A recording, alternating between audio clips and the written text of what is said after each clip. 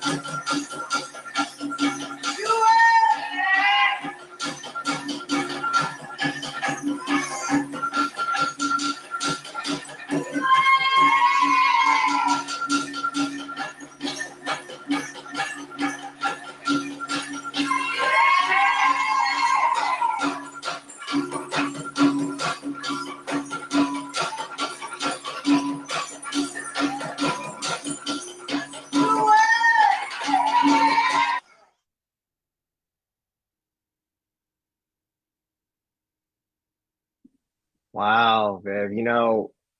I can't believe we're already on our second season of this show. And, it's always great to reflect on our past performances in KS. Do you think it's still too late? Do you think it's late for people to join us at this point? Because we're still in this pandesal, as we like to say, or pandemic. What do you think? No, I don't think it's ever late to join. I know that even in the beginning midst of the Pendacel, there was a lot of virtual connects, virtual workshops, virtual dancing. And recently we actually had an in-person open house and more live events with Queensboro Dance Festival. And I think all along the way, we've been striving and coming through with different ideas on how to preserve Kending Sindao and honor the indigenous culture.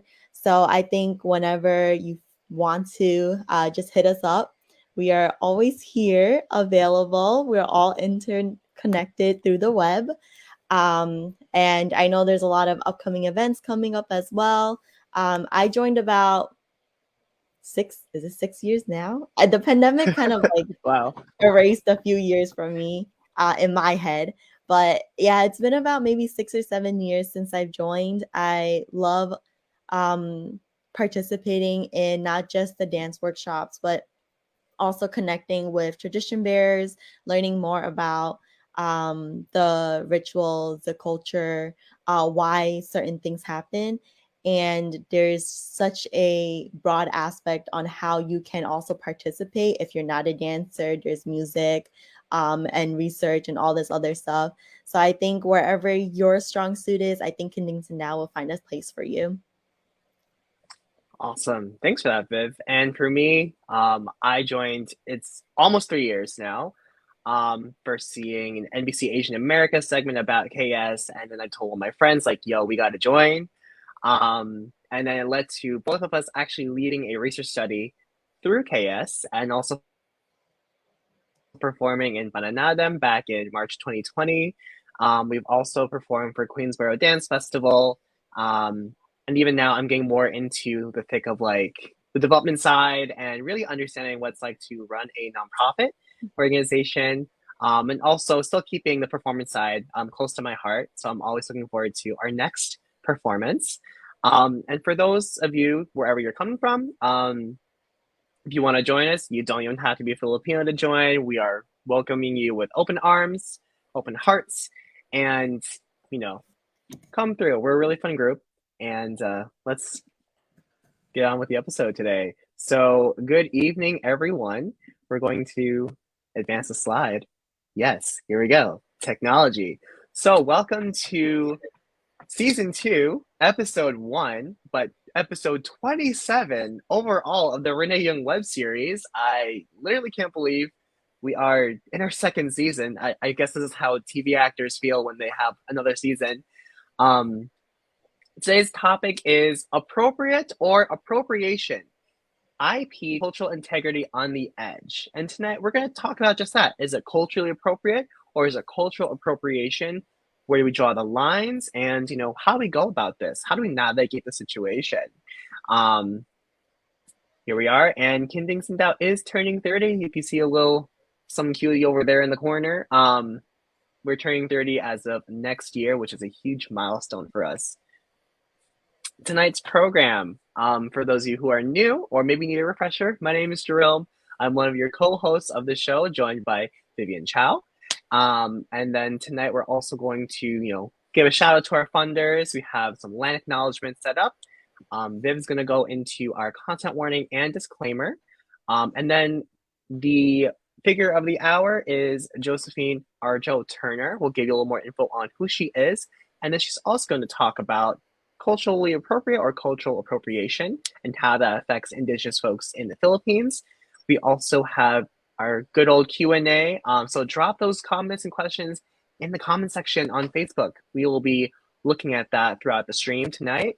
And then we're going to wrap things up with some announcements, upcoming events, and some closing statements. So here we go.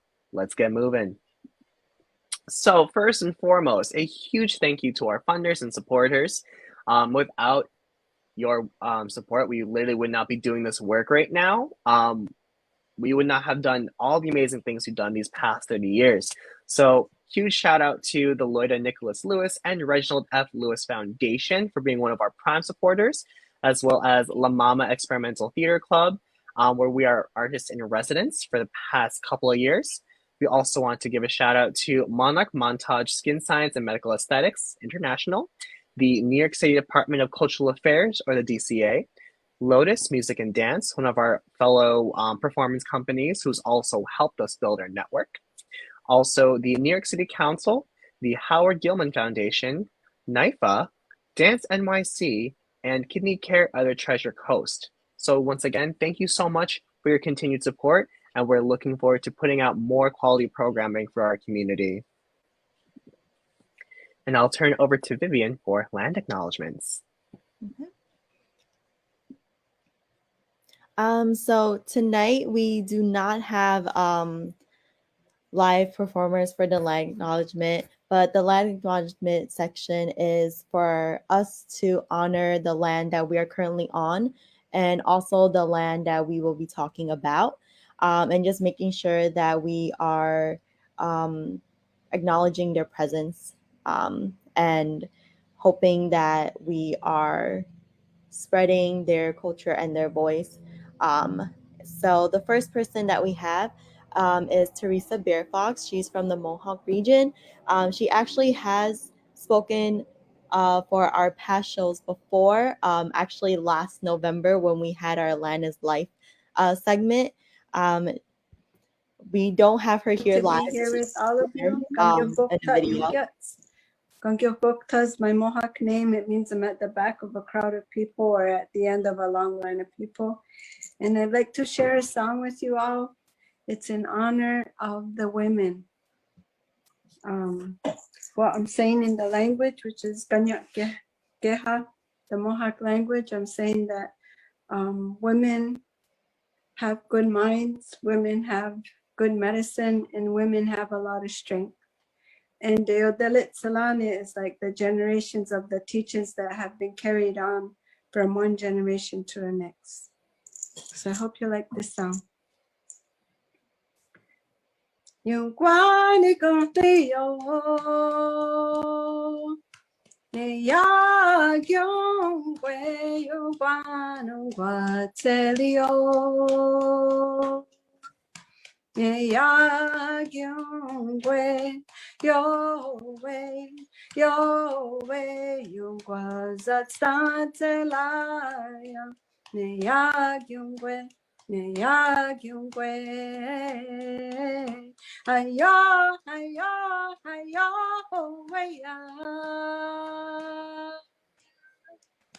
we hana yo we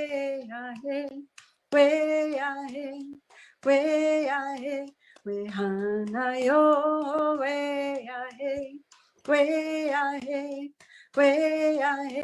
Deo dele telane ne ya kyungwe ne ya kyungwe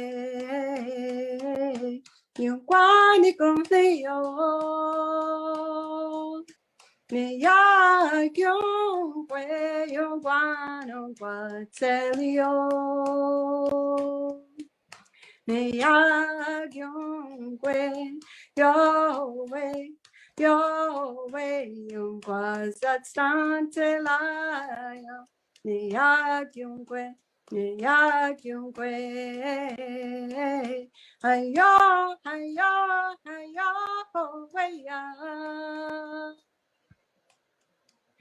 we hana yo we hana yo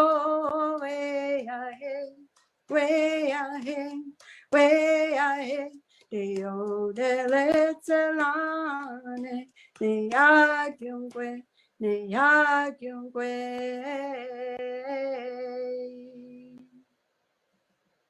Yokoa.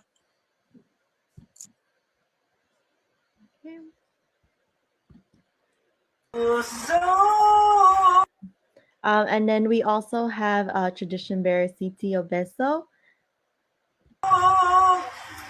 Marurong iwan ma isog asusulan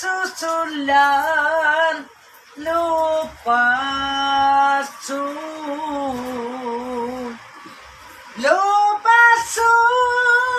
malingkat dato salip inag ipat di kami makaukat landu makusugimba kakak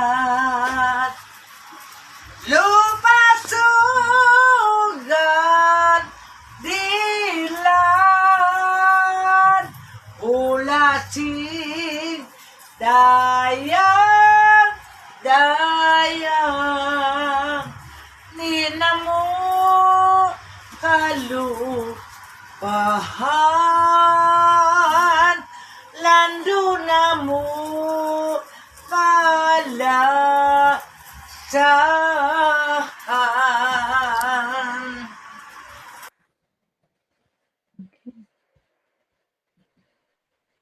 Right. So I do want to say thank you to both tradition bearers, even though they're both not here. Both actually have spoken on series before, on this series before. So if you do want to check them out, we do have them logged in our Kinding Sandao Facebook page in the video section. Now I do want to turn into the guidelines. So just as a disclaimer, before we used to have this on Zoom, but now we're using a new software called StreamYard. So for those who are viewing us, just note that if you're commenting or if you have some kind of message that you do want to share to us, you can comment it in the comment section. Just know that that will be public for everyone to view. And then your message will also be communicated at the event also, which will be live and recorded. It is going to be recorded and published on Kinding Sandao's Facebook page. So just as a disclaimer, if there's something that you would like to maybe share with me or Jerome, the moderators, a little bit more behind the scenes or private message, that's completely fine.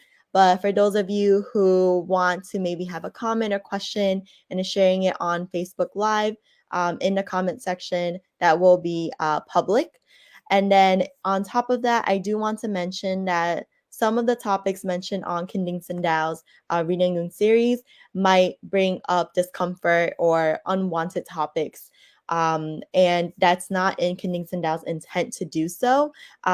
There's just going to be some topics that are a little difficult to talk about for certain people. And we want to acknowledge that those difficulties, if they do come up, for it to be presented to me, Jerome, so that we can address it and make sure that Kinding Sandao is, respecting you and respecting others of the demographic, and that we're moving forward and renewing with a more positive mindset and a better approach to certain topics. So with that being said, I do hope that you enjoy tonight's episode. And if there are any feedbacks or comments or anything you would like to present to us, just want to let you all know that it is all welcomed.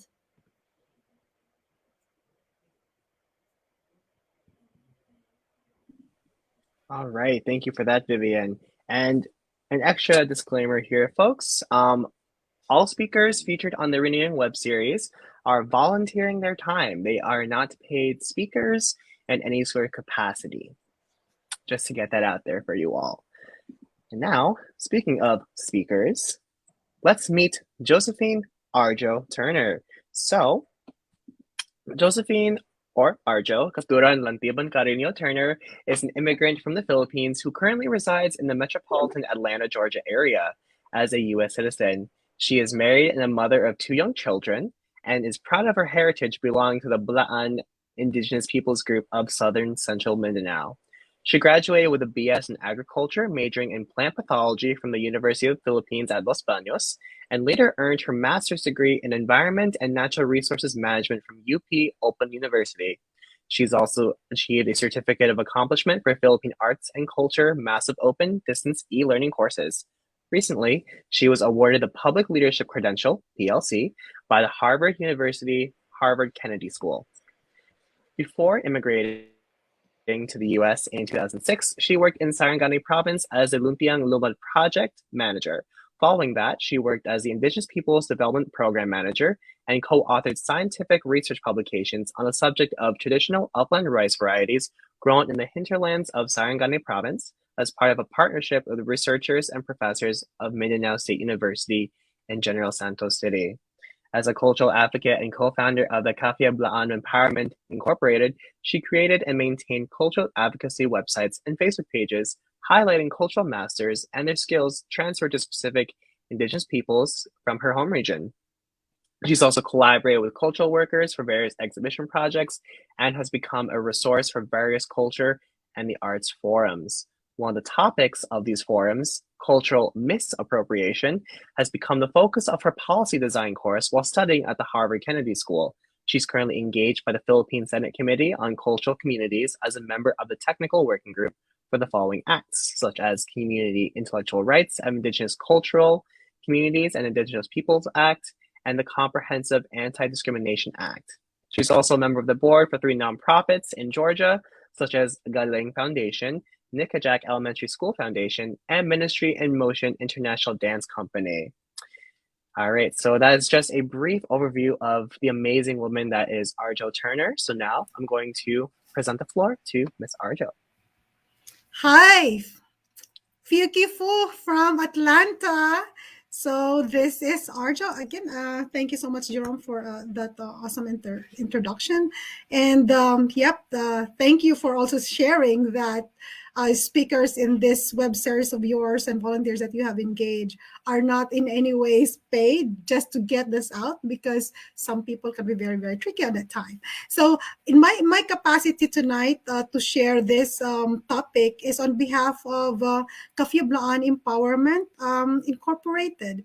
This was conceptualized actually here in 2013 as a background when Annalie Eday Santos, my co-worker when I was in Sarangani province, came to the USA after her leadership event or seminar in Hawaii at the East-West Leadership Center.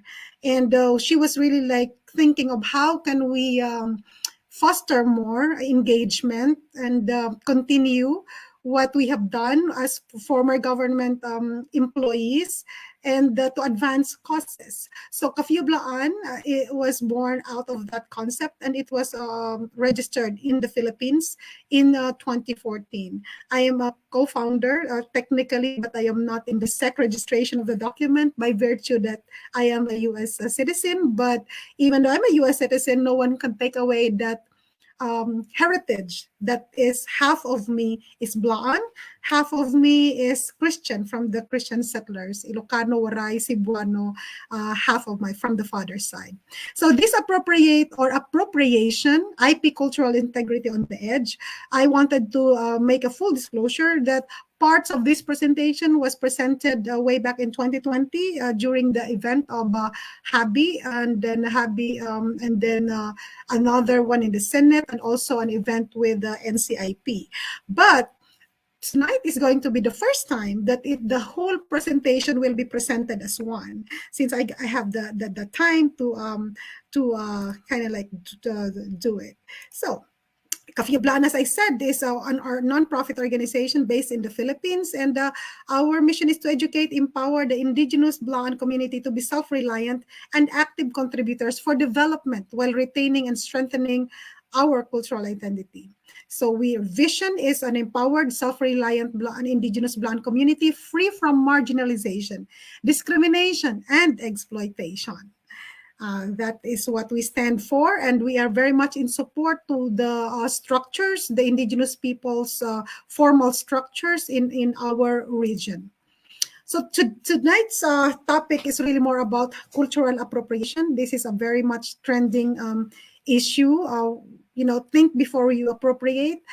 This presentation has come out as a result of series of experiences, personal experiences of issues that I have raised online, especially some cultural appropriations of the works of the cultural masters, specifically from my late Lola Fuya being that were made. So that inspired that kind of knowing we need to understand what they mean when they say what is cultural appropriation.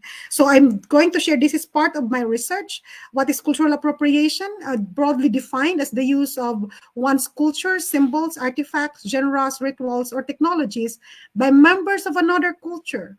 Is inescapable when cultures come into contact, including virtual or representational contact. Cultural appropriation is also inescapably intertwined with cultural politics.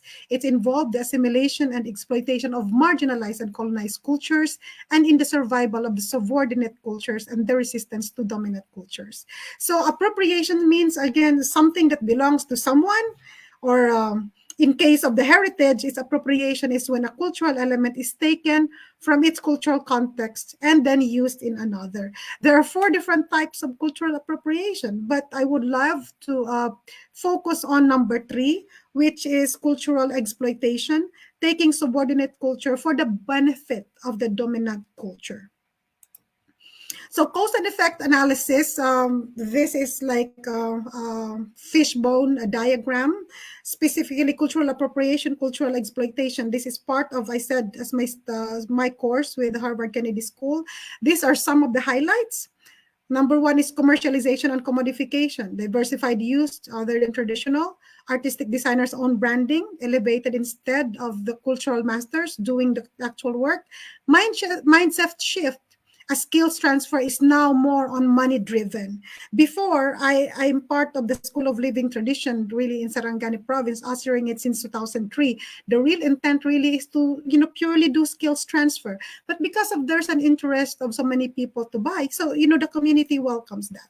But now we are on another level again of engagement on that part, on the commodification part. Failure to comply intellectual property rights, especially free and prior informed consent, that is especially enforced by the NCIP, no proper coordination and asking of permission done, no policy in place how to handle IFPSC farm matters for cultural appropriation per se in the community, that the community could present if people would wanted to collaborate or interact with them so that the community can empower themselves. Bastardization and misrepresentation of culture. This is really like taking a lot of different views. Misrepresentation in fashion shows, misrepresentation in pageants, inappropriate representation in festivals. We are not for your show. We are people. Some people are not being sensitive to that and how they project just to be feeling like indigenous or exotic. Lack of appreciation and respect to the indigenous peoples, wrongful and misleading messaging and promotion. Younger generations now are very much lost in their own cultural identity because what they see are the ones that they see online in the street dancing and all of these cultural mixtures that they could hardly identify which is which for one particular culture. Use of IP names as product, brand, or design names. Cultural master only seen as producers or laborers, downgrading the cultural significance and ownership and symbolism of their work. So that speaks a lot. These are just some parts of as a result of this, like over 2 decades of work with the indigenous peoples. This I could summarize on this part. So cultural exploitation focuses on the commodification and incorporation of the elements of subordinated cultures to serve the interest of the dominant culture. That is really like a long, deeper sense, but I love so much what Wawai Sawai in 2020 said when I posted parts of this presentation. He simply said cultural mining. That simply states it all. Cultural mining. So I ask his permission that I'm gonna incorporate the thoughts in this presentation because it's important. Wawai is from the Talaandig Indigenous Peoples Group. And this cultural appropriation is not unique to the Blaan Indigenous Peoples Group. It is happening across the board, in the different levels in different Indigenous Peoples communities. Cultural exploitation concerns. So there is that cultural degradation, the perpetuating unequal power relations, and people would think that it's something like they would message that as if the indigenous peoples owe it a lot to them because they're trying to promote, quote unquote, the indigenous people's culture. Really? Well, lots of questions will be asked upon that later on. I just wanted to share this, that this is not my views. This is not my, I'm trying to share researches that has already been out in there in relation to this topic. Cultural degradation. So appropriation can have corrosive effects on the integrity of an exploited culture because the appropriative conduct can erroneously depict the heritage from which it is drawn. Deprivation of material advantage, cultural products, either of the past or living creatures, are being wrongfully exploited for financial gain. Preservation of cultural elements. Cultural exploitation on the grounds of cultural preservation claim that cultural objects, symbols, practices are best understood in their native context, and that the priority should be preservation of the integrity of the marginalized cultures. Failure to recognize sovereign claims, widespread appropriation of elements of traditional cultures without remuneration. They also often prevent traditional cultures from blocking what they perceive as inappropriate uses or adaptations. Widespread appropriation of elements of traditional cultures without remuneration, because as I said, I'm just repeating myself with that one. Competing claims of ownership, copyright laws favor individual ownership over collective ownership, such that traditional cultural forms placed are in the public domain. So one context here is like, what will happen to the traditional cultural masters who are treated only as makers, producers, weavers, embroiderers, commissioned or by registered business entities for their own trademark, for their own brand? What happens to the IP names used as brand, design, product names? Are we IPs just going to allow that? And our IP name is our identity. So that is that strong assertion on this one. And NCIP in 2020 even had a big campaign about my culture, my identity. So think before you appropriate by asking yourself the following questions, really. The red text is from the Kafiblaan perspective and the adaptive challenges that needs to be addressed. So does my project truly require the use of indigenous cultural heritage? The community need it or you, the cultural appropriator, need it more? Why target IP ICCs and not your own people group? What happens to the ICC if you did not do collaboration with them? Can you say that if not because of my collaboration with this community, you will not be known? Really, the community really owes that to you?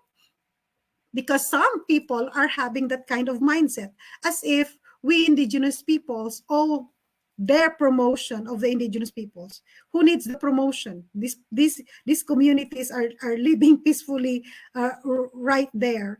And then when you promote, the intent is it really elevating them more or elevating yourself more? Can you claim that the non-collaboration with you is a disadvantage to the community due to missed livelihood opportunities? This is again another contention by some.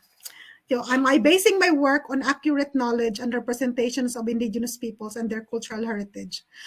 Ask yourself, what is the added value in what you do to the cultural heritage of the IP group that you are working with? Do you properly communicate the cultural elements used in your collaborative projects? So another question is that, am I sure that my work is in no way reproduces stereotypes about indigenous peoples? So from the Kafiblaan perspective, our question is that, is naming a product or merchandise after the IP name not stereotyping and or discriminating? Are we IPs just going to allow that? This is again another challenge for us of indigenous people's roots, to really think about it, because it will speak a lot about how we really value our culture. When we say we are very proud of our cultural identity, but at the same time, we allow disrespect and take away the integrity of that identity. So it's a question. Am I sure that my work does not show respect for the beliefs and the worldviews of the indigenous peoples whose cultural heritage inspires me? So that is the question from Simon from this presentation, and from the Kafiblaan perspective. Is having a fashion show with scantily dressed candidates in creative works with traditional textile a fair promotion of the IP culture as inspiration? Are festivals with outrageous IP-inspired street dancing and sexually provocative presentations going to be celebrated and even awarded? This happened in one festival that the indigenous peoples have also called on. Whose values are you elevating? Your business values, your personal brand, and your business relevance, or the IP community values?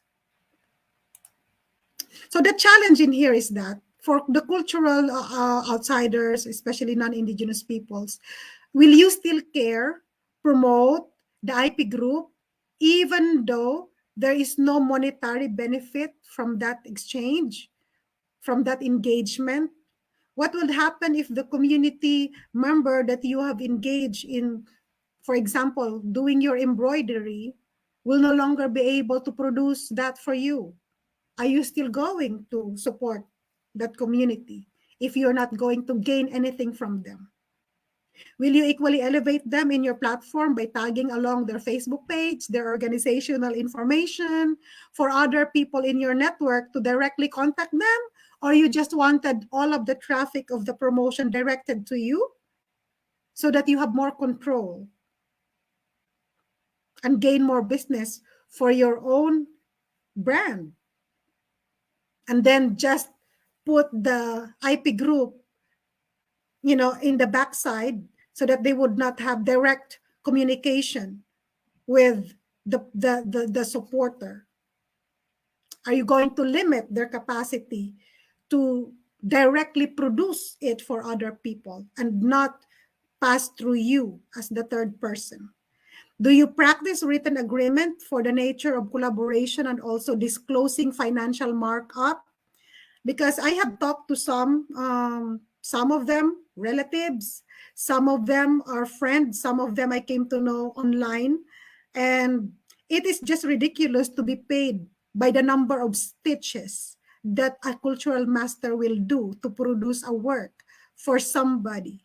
And it is just ridiculous to demand from the indigenous peoples to finish a work within this time frame based on your own time frame, and yet you are not considering the time frame and the lifestyle of these people in the community, that they also do farming, that they also have to take care of their children, that they also have family, that they also have other social life.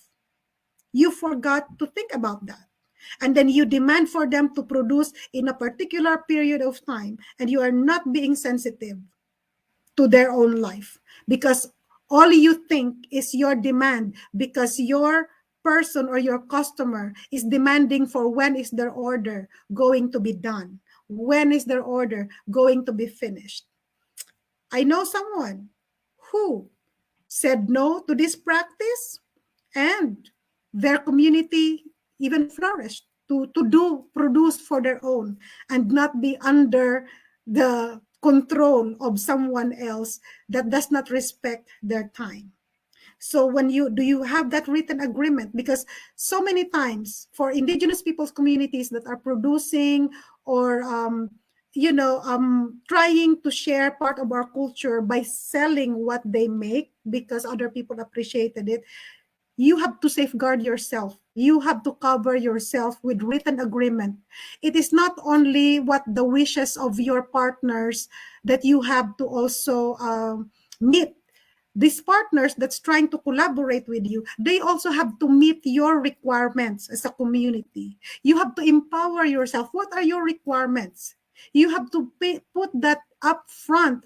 Do not just agree for the sake of agreeing, and then later on you will complain on the side. When you complain it right there up front, so that at the very start, everything is cleared.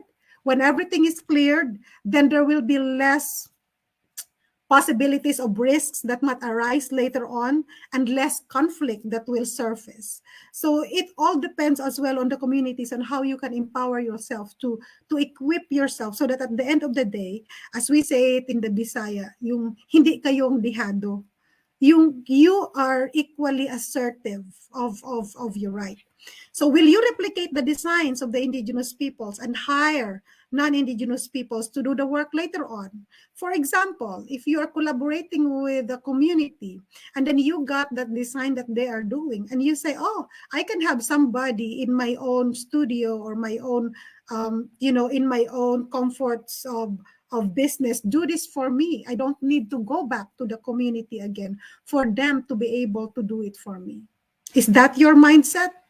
How many of your work somehow are still being done by these communities? Have you taken their consideration on how hard it is for them to make that and how long? So for the Indigenous people communities, it can also be a good part of the agreement. If you're going to do a collaboration, what is the nature of collaboration? Is that just going to be short time per blouse, per engagement, or is it going to be a long-term collaboration that you partner with this group or with this person, but you also safeguard that there's that continuity and not only once? Because when they get your design, then they can reproduce it on their own. They don't acknowledge you later on to do it, because they would say it is not technically done by you because it's already done by a person in our business. So these are the kinds of things that that can really be very, very tricky. And Indigenous peoples engaged in especially selling part of what you make for your family, for your community, to other people group, to really advocate for yourself and to really assert for yourself. The challenge is not only for the non-IPs, it's also the challenge for us of Indigenous peoples' roots. Will you care to preserve your cultural identity and integrity without monetary exchange? That's a big question for us IPs.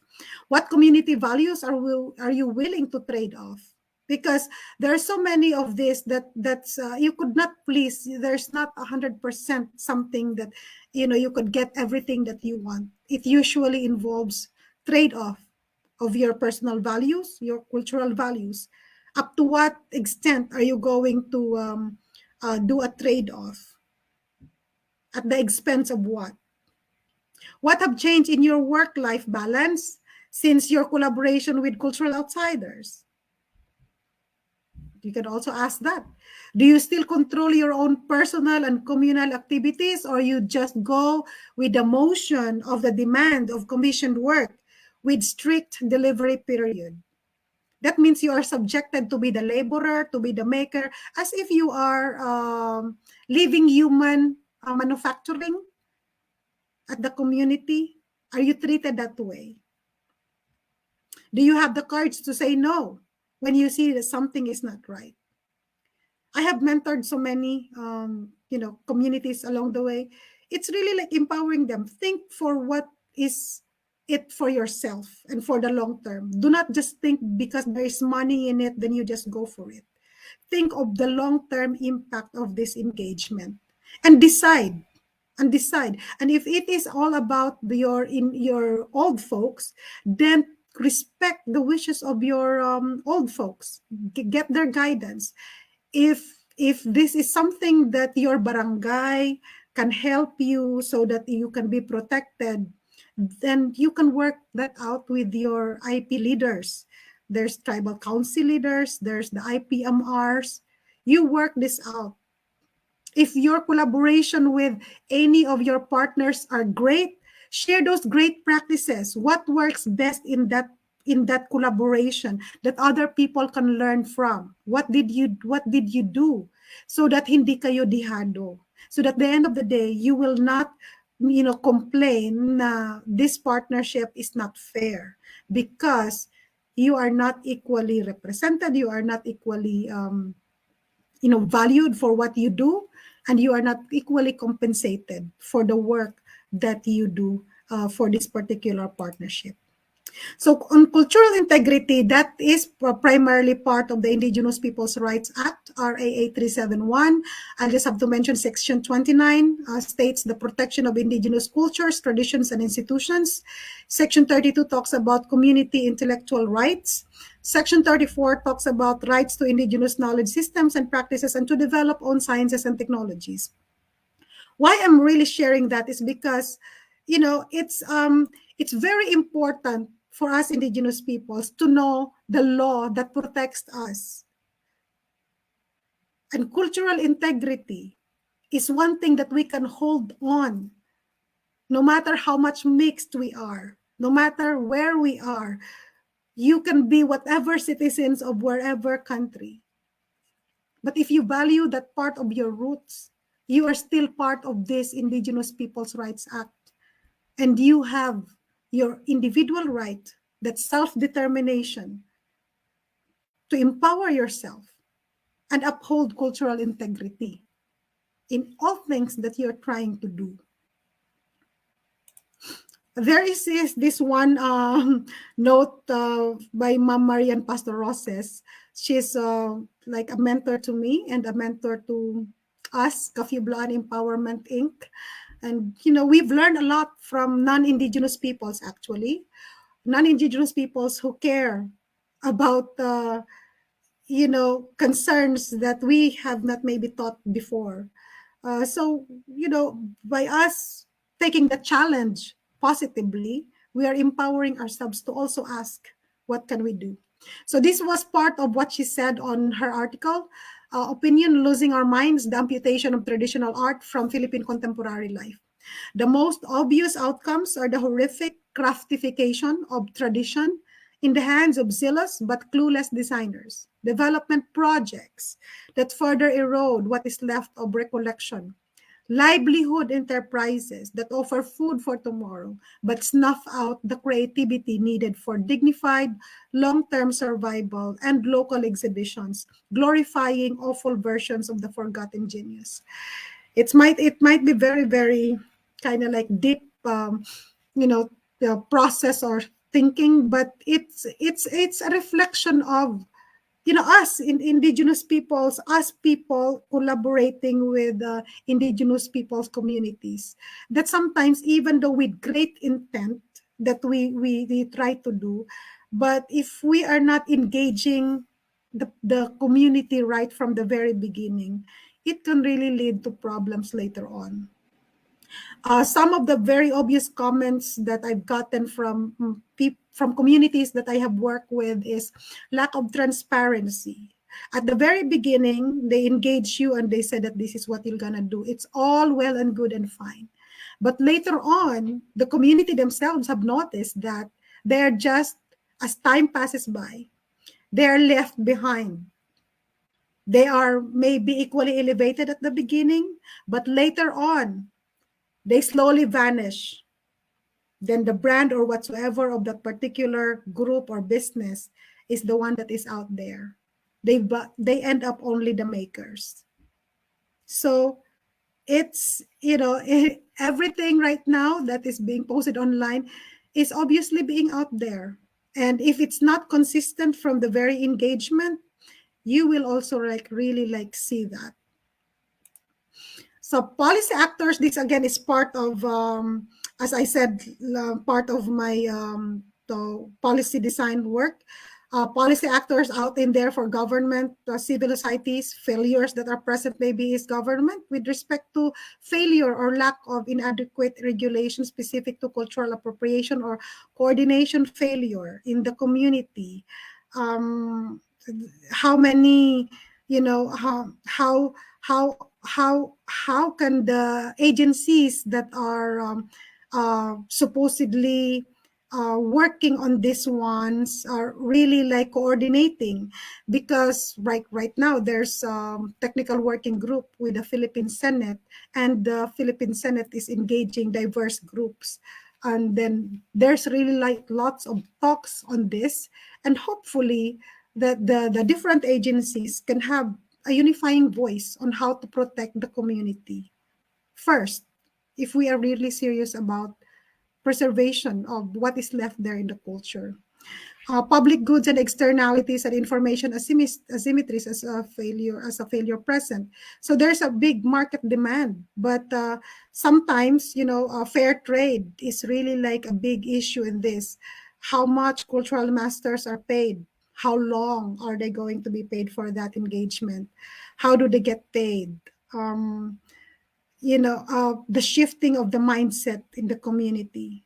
how is that really going to impact long term at the community level? And civil society values, the shifting values of the communities. When I started doing School of Living Tradition back in 2003 with the NCCA, I really valued that project and initiative because the pure intent of School of Living Tradition is really skills transfer. But later on, as communities are getting famous for what they do, other people, and especially non-IPs, would wanted to have something from that community. That is, that is welcomed by the community. But also, through time, how are we able to somehow think through that? Do we value more our culture as it is, or now we are valuing more how much we can produce to meet market demand, and it's impacting our lifestyle in the community, the farming, the taking care of the family, and self-care? Because I have known one leader dear to my heart that is one of, is being pulled so many here, there, to the point that you lack time to care for yourself anymore. For what? For money? So it's to the trade-off. What trade-off to be willing to do as a community, and values that we have to share, to our next generations. So it's a challenge for both. The balance is very, very delicate for everyone. Position on the issue and policy recommendations. This was half of the Tuklas Katutubo. What got the Kafiblaan Empowerment Inc. engaged at the national level was because of the Tuklas Katutubo, and we would like to acknowledge Dato Jason Sibog for really taking the stand and supporting us in this cause, because in 2020 there were so many online postings that we were able to really successfully ask for businesses to take down, primarily because of this issue. So it was presented to Senator Amy Marcos back in September 28, 2020. And one of these is no indigenous people's name will be used as a standalone name for any merchandise, brands, designs, or trademark of any form of promotion, simply because IP names are collective names of people groups. We are not your products. Pass legislation or regulation setting limitations concerning cultural appropriation using the bottom-up approach. This engages more empowering communities. So if you are a cultural worker right now in your community, and if you are part of those communities surviving this, especially clothing, accessories done by your community, engage your barangay council, engage your IP leaders, engage your mayors, engage your public officials to have something to protect yourselves, to protect your community. Because if that is not in place, you will be easily dismissed later on that we paid you. So what else will you do? Because some got the nerve to really say that. Empowering community-based leaders, cultural workers to take a stand and act for their moral leadership on any form of cultural exploitation. If you are in the community and you know that this is not what is the original agreement for this individual or for this group, speak up, empower yourself to speak up and assert for your right. Because no one there is going to do that for you, because you are the one who knew what is your agreement to these groups. Co-ownership of traditional cultural masters making works for non-indigenous peoples who commissioned them for some creative work and or collaboration, and as part of the written agreement. Both have to be equally elevated. It should not just be like you are just being used in the pedestal and display for people to clap on you, and yet at the same time you will just be right there, and then they will,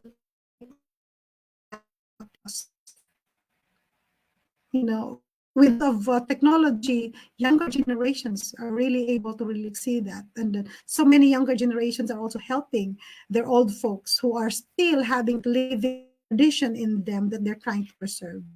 strengthening the implementation of FPIC, free and prior confirmed informed consent. This is from NCIP, as used in this act, in IPRA, especially with the NCIP. So the NCIP, especially, under the administration of President Duterte, I would say that they have really like strengthened a lot of this free and prior informed consent, not only for land matters, but also for cultural heritage, the intangible heritage of the indigenous peoples. And peoples are more, IPs now are more empowered that when you engage the community, then you talk to that particular community. So I just wanted to say thank you for Kinding Sindao for having me part of this series. And all of these presentation slides are available at the face of the Kafublaan Empowerment Inc. for everyone who would wanted to get more details, as I am really talking so fast. So thank you. Maraming salamat. Bong salamat. Thank you, Arjo. Thank you. Let me do this. Okay. So I did have a question when you were mentioning about the, just speaking from me as a younger generation, trying to touch base with folks back at home or folks of the older generation who don't have the access to technology or know how to use that to preserve and share their culture. What is an appropriate way for us to go forward? Because not all of us have you or a community they can go back to. Their community is just like their family. How are they able to maybe preserve and not misappropriate indigenous people culture in that sense? Well, number one, if you are like foreigner, like you're Filipino Americans, but when you come to the Philippines, technically you're considered foreigner. The best way I suggest, coming from the government perspective, the best way is that engage the local government. The local government would appreciate it that you coordinated with them because they have specific offices for that. They have either, if they don't have the culture and arts specific office, they know who are the indigenous people's representatives. Not all provinces or cities in the Philippines have indigenous people's representatives, but if you are targeting to a specific region, then you do your research. Is there an indigenous people's mandatory representative in this province that I have to go through?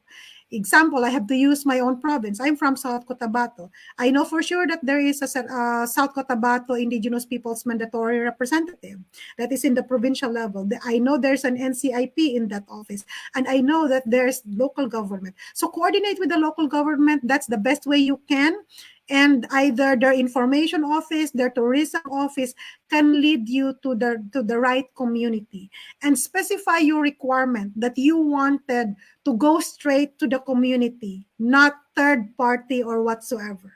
Because there are so many other people are also existing, like they're doing their business as tour operators and stuff like that. But you have to specify what are your requirements. If your requirement is, I wanted to visit a particular community, I don't want it to go through to any middleman somehow to make your trip and get to know, please refer me to a community leader. So if that is your requirement, they're gonna respect that.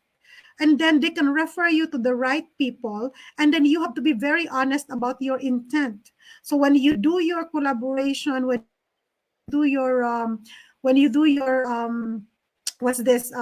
coordination and meeting, you have to be upfront and honest to the IP leaders, to the indigenous people that you were referred to. And I suggest that you document your engagement so that if there will be questions later on, yourself, that you cover yourself by who did you talk to, who are the people that you've interacted with, so that you wouldn't say, oh, I did to this and I did to that. Make proper letter so that it can be properly endorsed or if you really know somebody that is a personal family or close to you that you can trust with, then at least you have that documentation that your intent is this, made it specific, made it clear, and ask the response from the IP community leaders if this is going to be possible. Because I'm telling you right now, there are so many indigenous peoples that they're so tired of extractive tourism. You go in the community, you take selfies and all of this thing, post in your social media. You could not even care about the community afterwards. It's there's a balance of how you have to do your messaging. The intent is really like great, but the impact later on, and then the messaging of, oh, the pitiful, using the community is so pitiful, please, it's projecting the community as being pitiful, as being like, can you also talk about their strengths? Can you also talk about the other things, and not the kawawa, or not the pity factor? Because these people, they don't think themselves kawawa. They are proud of what they're able to do in their community, in that existence. But from the perspective of the outsiders, they are kawawa because they don't have slippers. I was bashed because I'm walking barefooted here in my neighborhood. I was bashed because I should be an intellectual person now. I have been to school. Why I am still not wearing, footwear? And then because I said, like, when I am in my barefoot thing, I remember those days that I'm in my community barefooted with my old folks. Is there something wrong with that? It's a statement of fact. And it doesn't mean that because my old folks are barefooted that they are not rich, that they are not educated. My old folks have the best manners as you could find in planet Earth. The best values, and I'm not going to accept the fact that because they are being seen by other people as no slippers, that they are poor. Go to our ancestral domain. As far as you can see, that's part of the ancestral domain of the clan that I am part of. So it's this kind of perspective and mindset. When you go there, you project the community as being pitiful. They're not pitiful. That's their part of, that's their lifestyle, that's their community. So how you also try to help community, and the messaging of trying to be helping them is also very important. And the more that you engage the community, there's nothing wrong with asking questions. You can always get wrong when you are assuming the things from your perspective. I ask questions a lot, not because I'm being hard or being difficult. I wanted clarification so that I know how to respond in accordance to how I could better facilitate. It's not being hard.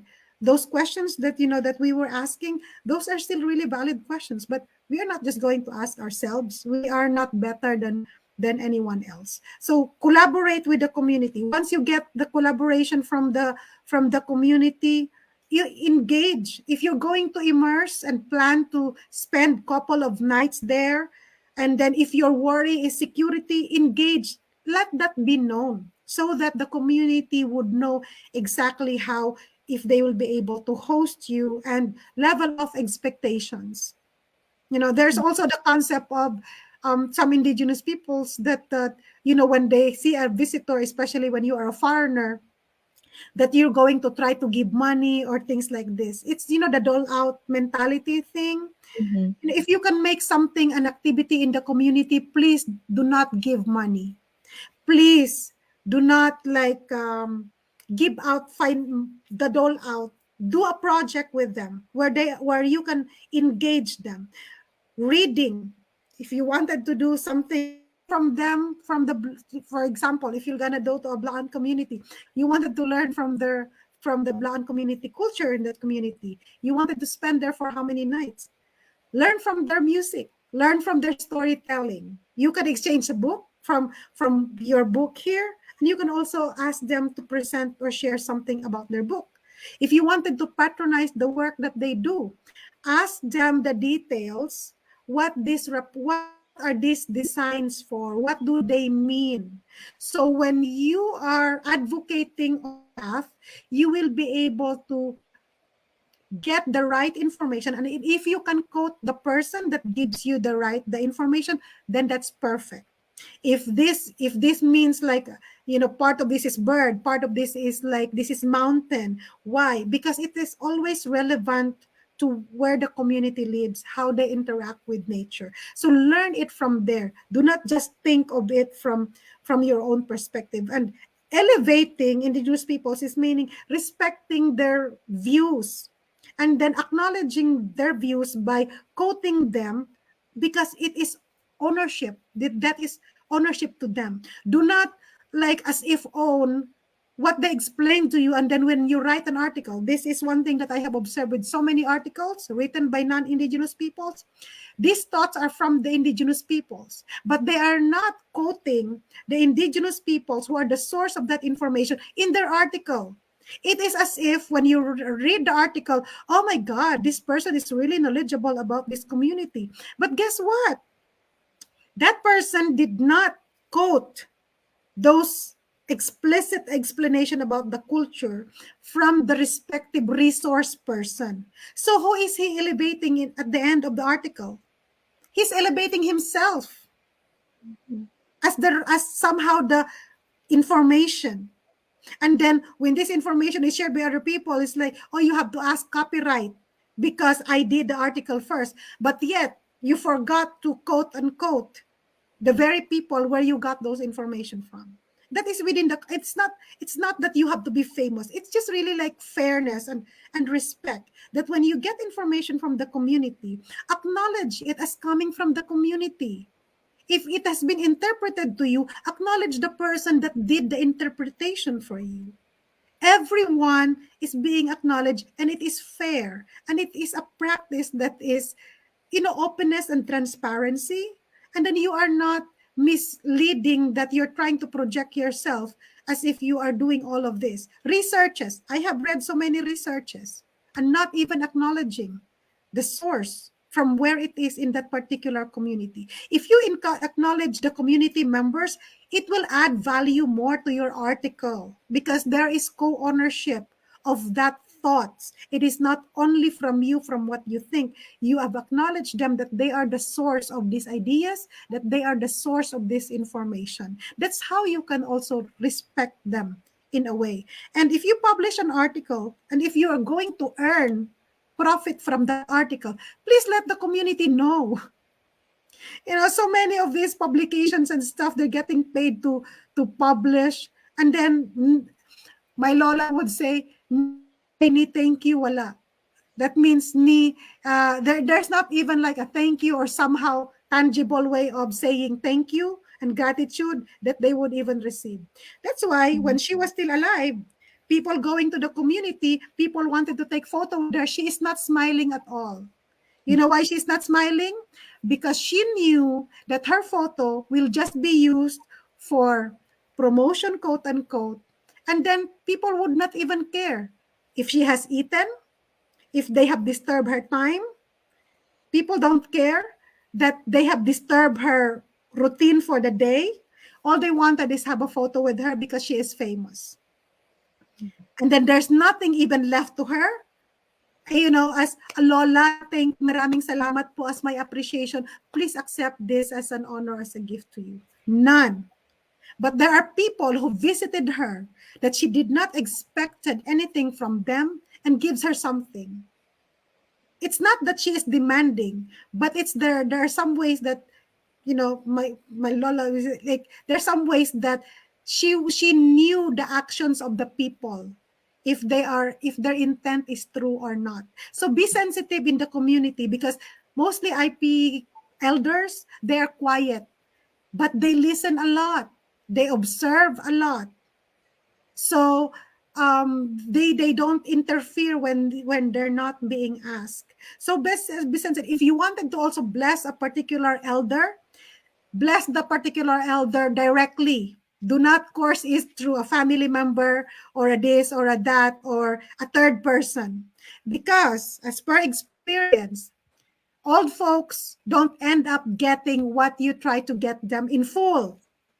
If you give 100% of whatever is that something, especially money, maybe 50% will go to that person at the end of the day that you don't have any clue about. And then you think that, oh, you blessed your gratitude, you blessed the person, but you did not have a clue because you gave it to another person. That other person got something from that. At the end of the day, whatever is left is the one that is to the elder. So I suggest that if you wanted to bless somebody, either tangible, intangible, whatever that is, because you wanted to share love, then give it directly to the person right there and then. If you are there, right there and then, in front of everybody, right there and then, whatever that person will do to that gift, no matter nature in that gift is, that is the person's choice. If he or she will give part of her family members, that is her choice and her decision. But at least you are secured that what you think that you wanted to bless this old folk or this elder is getting directly to them. So that is one big tip. And if you wanted to publish, and if you wanted to, like, you take videos with them or photos with them, if you wanted to use it for advocacy or stuff, be honest and let them know. I am this with organization, we do this, can you give me authorization? So if you can record that, is if it's a verbal conversation, if you can record it for your documentation purposes, record it. If not, have it written down.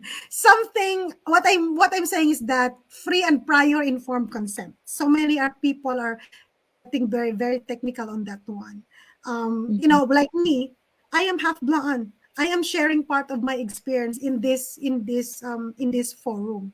I gave my consent to Skiding Sindao to be featured. I gave you my photo, I gave you my information, I gave the presentation, but I also made sure that the organizations that I mentioned in the presentation that are aware, because this has been pre-existing already, because it is not my own, it's a collective. I might be the face that is being seen, but I am not alone. So I have to be very, very cautious on that. So if you are with Kinding Sindao, identify yourself with Kinding Sindao, advocate for your organization, and let them know exactly how this cultural materials that you ask from them will be used, this interview, this interaction, so that at the end of the day, they have co-ownership with what you are trying to give out in there. They don't feel like they're just being used, quote unquote. Right. You know what I mean? That is Yeah. so prevalent. That's so prevalent right now. But because people are not cautious and they think that they're doing a very good justice because they're trying to promote, quote unquote. Yeah. I mean, I think a lot of what you said about like citing your resources remind me back of Yes. my college days. We have to make sure that the information we're getting from on the little footnotes or on the end for the reference page, it's listed there. And I think that's really good practice just moving forward. And also just a little bit about mannerism. I know every culture is different on terms of that, but I think showing a little bit of gratitude and respect, I think across the board, no matter what your culture is, there's some sense of that as well. So I think it definitely shows if people's intention are pure, and what they do when they meet indigenous folks, and how they interact with them. Um, just having that good intent, even if they don't know how to show it directly. I think the good part is, having people to go to ask questions about, so that there's a good way to move forward. Um, and then speaking about question, I know Jerome had one also. Sure. Yes. So thank you again so much for your presentation, Arjo, and also that was a very much elaborate answer. And I want to follow up on Viv's question. So since Kinding Sindao is a dance theater organization, and because both Viv and I have done these traditional dances, even outside of KS, when we were in college. I want to know what's your take on how. See, I had the question phrased right in my brain, and then when I get on the spot, it's like oatmeal on the floor. What's your take on people modernizing traditional dances or using like traditional instruments in like more modern pop music? I'm not gonna name any artists, so leave that to the audience's imagination. So, for example, using the intricate movements of like the Maranao people, or the Tausug people in like Vogue type performances, or like a modern, like the Or like modernization maybe like the of cooling dance. down in like the behind the scenes of like Mhm. someone not from the culture, not wearing the Mhm. wardrobe, Mhm. and then just Mhm. using it as something to like, oh, I think the beat sounds really cool, but it doesn't really, you know, have anything to do with what they're Yeah, singing I about or anything like that. I got you. I think as I said, I'm using Facebook especially a lot for cultural advocacy because I have lots of friends that are also there, cultural workers and people that I get to know and people that I have fundamental disagreement with and later on became, you know, collaborators in advancing knowledge. And the thing is that if you are open to really understanding, number one is understand their background because most of the time, you know, the copy and paste thing kind of thing, because they see it being shown on YouTube and stuff, they copied it, but without really the full context of what that is. And then message relay, you know how message relay is getting diluted from the original source to the down to the very very line, it's totally different. I would kind of like correlate it kind of to things like that. Number one is I wanted to understand what's the background of the organization. How did they do their research? How did they base their performances? For example, let's say performing arts. How did they base their performing arts? Who are their sources? Is this really something? Are these movements are really something from the communities that they are trying to project? Or this is just movements that they learned from YouTube, from somebody, and then mix and concoction. It's kind of like YouTube concoction of dances, and then they create something to make it exotic and indigenous, because that is what's more appealing right now. Those are really like, you know, when I am trying to really engage in these kinds of conversation, I will try to ask what's their baseline, because knowing their baseline of information would at least give them the benefit of the doubt, because they really, as I said, some people have really great intent, but at the end of the day they were not mindful that they have somehow quote unquote violated or misrepresented or have done something that is not, that is totally off. There is one that was, they were saying that it's at the Boli dance, but it's totally not. So that Boli people that I know really got online into that YouTube. But the good thing is that the administrator of the YouTube, they recognized, they also accepted their fault, and they took down the video. Our request, indigenous peoples, like, take down the video because you are promoting something that is wrong. If you're going to promote something, promote what is right. We value promotion. We value help from other non-indigenous peoples, but please do it right. Do it right. Is it too hard to ask? How can you do it right? Who are your stakeholders that you are engaging? I am a project management professional. I value so much stakeholder engagement.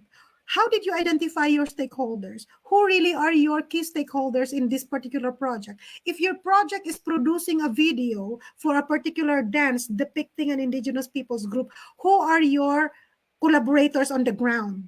Because when you have strong collaborators on the ground and they approve your performance the way they taught you, at the end of the day, if there's going to be somebody that will complain, at least you can refer it to the community where you got it from. But if your references is only from the YouTube videos that you have seen online, as I said, just like the impact of message relay, where was that video along the line? What's the watering down? of that video along the line. That is not a good source somehow of, information, because if you did not validate, even if they got it.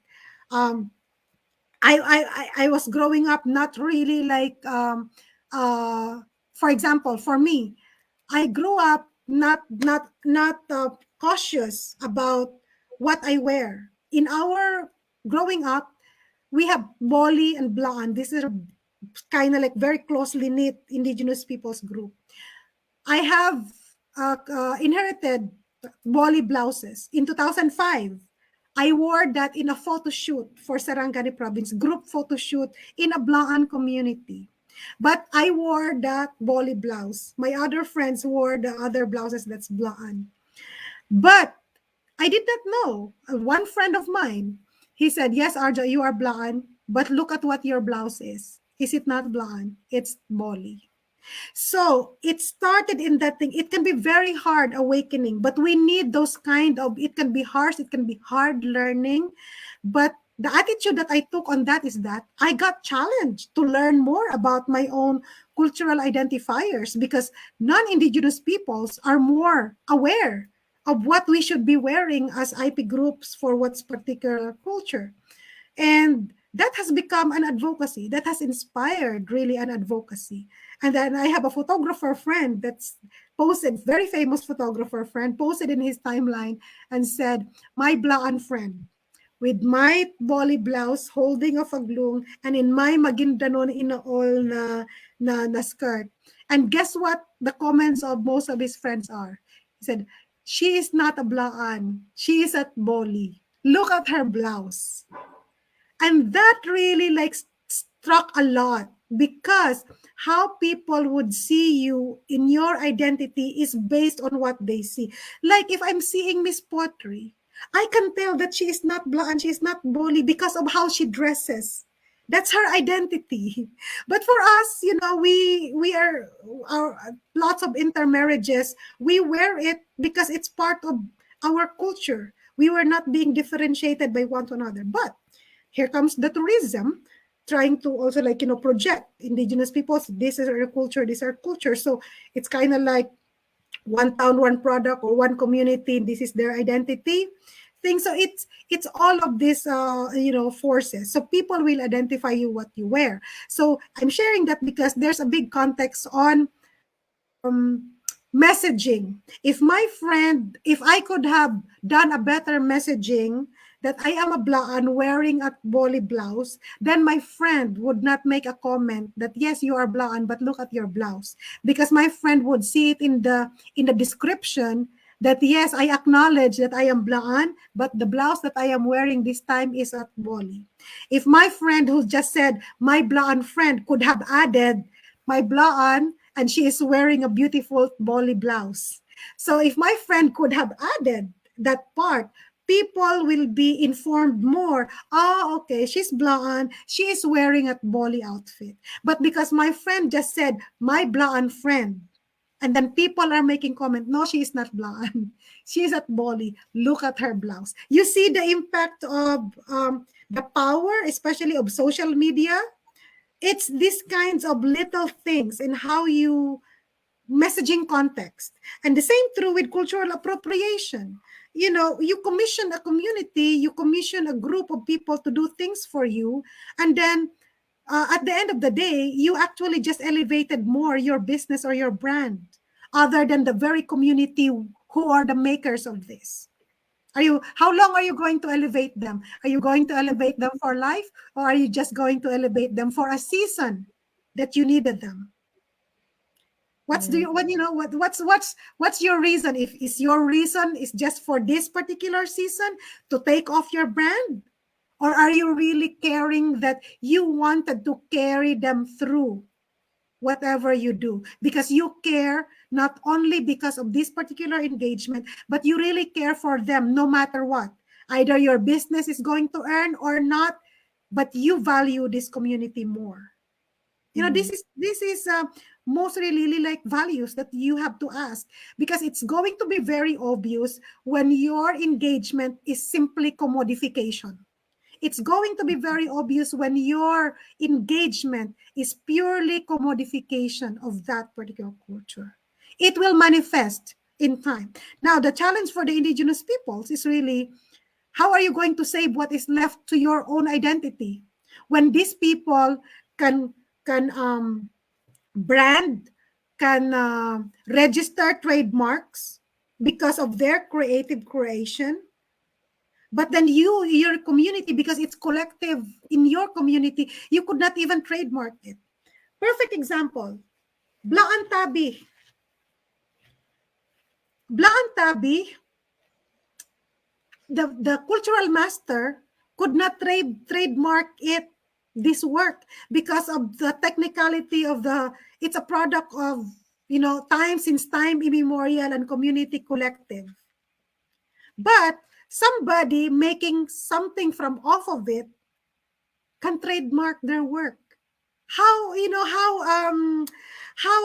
what's this? How unjustified that is. A person that will take a photo of this tabi can trademark his work. But the community that is a maker of this particular work cannot trademark this work. I could not understand that. It's like a person taking photos. I've had photos of, this ones taken by a professional photographer. Those output of those photos can be trademarked by the particular photographer. But then the community could not.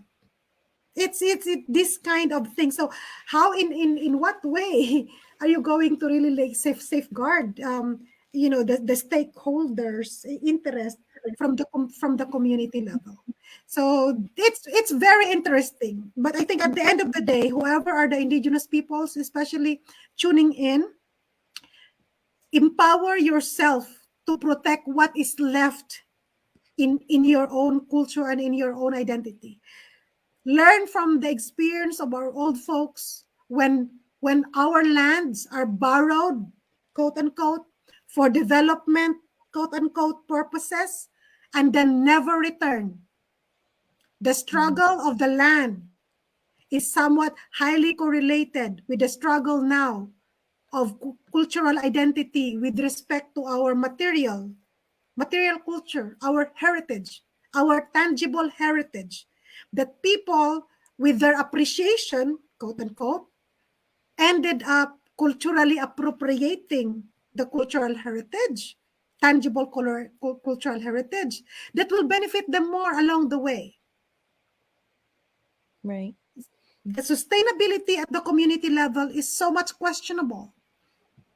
And I have not known any yet wherein really the community is even more gotten famous, more than the person that's trying to really like help them out. It's a big struggle, and it's a big challenge for the communities to decide for yourself. And you can craft barangay ordinance to protect, if you wanted to really to protect really something. And when we say preserve our culture, what is there to preserve when there's none? It's a challenge. And then younger generations would rather promote and advocate and patronize the culturally appropriated work rather than the traditional look, because they prefer it that way. And then you say that you are proudly supporting your community.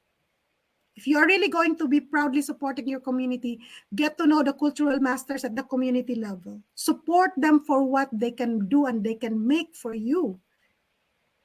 And respect their time for themselves. Do not treat them as if they are your working factory people.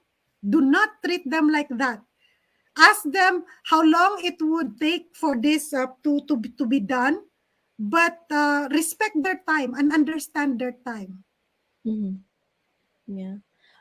So we are over time. But I think a lot of what was mentioned and spoken about really ties in well with Kingston Now mission statement and what we try to do. Just to go back to the community always, and then instead of, I think, claiming it, more of amplifying it really. And I really do hope that, if folks are able to watch the message of this and really take it in themselves, that we will find more individuals amplifying the message and community more than trying to make themselves more famous. So I just want to say thank you, Arjo, for speaking tonight and taking your time. I have heard a lot of your passion before when we were going through tech rehearsals and meeting. And I really do appreciate you being here and speaking for the first episode of season 2 for Kingston Now.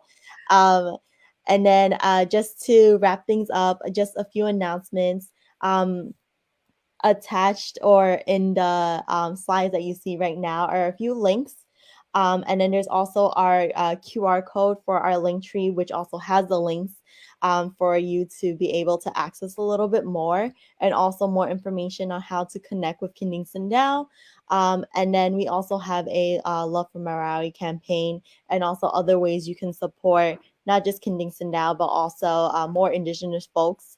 And I think, Arjo, do you have any organizations or anything you want to shout out? Any projects you're coming up with that you want to add here as well? Well, first, I would like to really honor the Kafiblaan Empowerment Inc. That we started 2013, 2014. We social media to really amplify voices, and we are seeing the impact now that there is no monopoly. There is no one monopolizing how you can empower yourself. There's so many Facebook groups and Facebook pages that are of Blaan and advocating Blaan. And number one of our advocacy is the spelling, the Blaan spelling. There's no apostrophe in the name Blaan, and call us proudly as Blaan. No other references. And also with Tuklas Katutubo, because Tuklas Katutubo is a national organization. And I would like to shout out to Dato Jason Sibug for really engaging Kafiblaan empowerment. I have not met him in person, but I came to know because of Anali Eday and advocating, supporting, especially for the call for isang araw para sa Katutubo, that Tuklas Katutubo is really also lobbying in the national level. So these two organizations, although we Kafiblaan identifies more about Blaan, but we also care for other indigenous peoples group. This presentation tonight, I am a Blaan, but it is not only for the Blaan. As you can see, it is also, if you are an indigenous cultural community, if the things that have talked in here is happening to your community, you are part of this. Why it happens to be that Kafiblaan became the forefront, because of our experience that our IP name was used as a trademark, as used as a brand. That really sparkled it. But because of that, we hope that no one else would do the same, to prevent it. It's not, and then, people have to really learn and engage NCIP and engage the National Commission on Indigenous Peoples, because some people are trying to shy away in engaging NCIP. Well, you are in a good awakening that they are a government agency that is requiring especially free and prior informed consent. If you are going to bypass them, especially if you're doing projects that needs FPIC technically, you cannot and you should not bypass the National Commission on Indigenous Peoples. Engage them at the very, very start. Engage the IP leaders. If you identify a community and if you go to the local government unit, the mayors, you ask, is there a specific IP leader whom we can talk to, whom we could direct to? Because when you engage them from the very beginning, you are in a much better position of having that engagement sustained, rather than later on backtrack. When you have spent so many resources, time, and resources here, it's not only about money. Resources is about time. the time that you have to prepare to do all of these initiatives, only to be found out later on that the community is not going to support you because you have not engaged them. Whatever that engagement is in the community, that is their right. Document the process, be transparent in your processes, engage them more so that they have the co-ownership, the co-ownership to that effort. And please do not mislead them. And then you, at the end of the day, you will actually like just technically kind of like use that particular community to benchmark yourself off. You're better off when you are honest, when you engage a specific community, that you really get them on board on day one from the very beginning. So thank you. So it's I wanted to shout out for the Kafiblaan Empowerment Inc. and for the Board of Trustees that are there. All of them in the Philippines. One is in Australia, and we try to do the best we could and assert as well that we have Indigenous peoples leaders. We as a nonprofit is just one of the so many organizations. But when you say with respect to IP voices, it is the IP leaders. It is the tribal councils that you have to go to in a particular, especially if you're going to a province, there's a provincial Indigenous peoples mandatory representative for that province. There's a municipal Indigenous peoples mandatory representative in that municipality. There's a city IPMR. So if you go to a specific community, engage this formal leadership that are part of the governance structure so that they would know exactly. For the Tuklas Katutubo, I know it's a long struggle, but we'll just have to keep pushing and hope we can really make an impact in the national level. And, assertion of being fair to all. It is not cutting off anyone in here. It's just really reflecting to ourselves. Are we being fair to everyone and anyone? Mm-hmm. If that question is being answered from both ends, we are good. But if one is up here and one is down here, it's not equality. Mm-hmm. Equality is right here. As a social justice advocate, I've seen so much of the impact of this. The more that we Indigenous peoples, if you are a professional, if you are a cultural advocate listening to this one, empower yourself, help your community, but respect your elders. If you have to engage your elders and value them, learn from them, document their stories while they are still alive, because the greatest things that's happening now is that the traditional elders, we are losing them because of old age. When you say traditional elders, they still have the experience during the 1930s, the 1920s, those kinds of, before the 1950s, before the migration, the influx of migrants, especially South Central Mindanao. When you say, when you have those old folks that are 80s and 90s, the wealth of knowledge that you can get from them, document them, because that's a great treasure that you can hand on for your next generation. Mm-hmm. Yeah.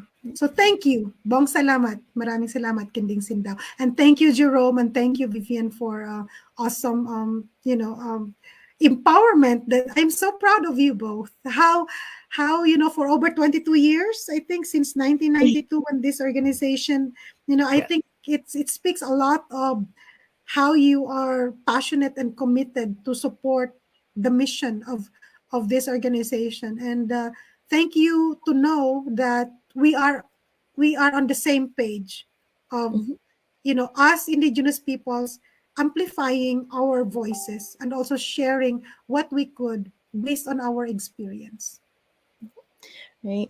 Like you said, I just want to thank you again. And I want to thank those who were able to join us live. And if not live, this will be published on our Facebook page so that everyone can view and listen to different parts of the whole segment, because I think in each part there is really good quotes and messages that you brought out, Audro. So I want to thank everyone who's able to participate tonight. And Jerome, do you have any last words or anything before we close? I mean, I said this in the private StreamYard chat, but I would love Arjo to be like a regular speaker, not just for our series, but for college students, especially, you know, when they're putting on like their cultural night presentations, to really take this in and understand like what it is that they're doing and to really analyze what's their intent. I'll stop it there before we go into a whole, sociology lecture. But It can be another webinar series. It can be like really introduction. Yes. I'm invited by so many organizations for different topics, and it's empowerment, leadership, project management. Those are really like the core things, because these are all interlocking. How you're able to exercise this is really like, through project management. Even with this one, we are all stakeholders in this. I'm treating this as a project. To this particular engagement is as a project. So when you take it from that kind of perspective, you use the lessons learned and tools, and it is really like empowering ourselves and also sharing, because some people did not know that we indigenous peoples also have feelings. And then we have the capacity to think for ourselves. I am an individual person. I have the capacity to think of myself by virtue, because I am half of both culture. I have experienced bullying. I have experienced for both. But also there's the concept of understanding the why. And hopefully at the end of the day, we can be in a much better place. Our vision to be better, not to stay being bitter. If I did not learn from so many of non-IPs, especially, they know who they are. If I did not learn it the hard way, the easy way, I would not have strengthened personally myself to advocate and really like share. It so happened that we are like-minded group of professionals in the Kafublaan, because we have common background from the Indigenous Peoples Development Program before, and then we bonded, so that even beyond our government service, some are still in government service, we are still able to do and flourish the advocacy that we started. So, and wherever we are, and elevating the cause of the group, but also at the same time bringing along with us our knowing, letting people know that there are indigenous people structures at the community level that you must engage. Not us. We could refer you if you wanted to ask me, okay, South Cotabato and Sarangani province specifically.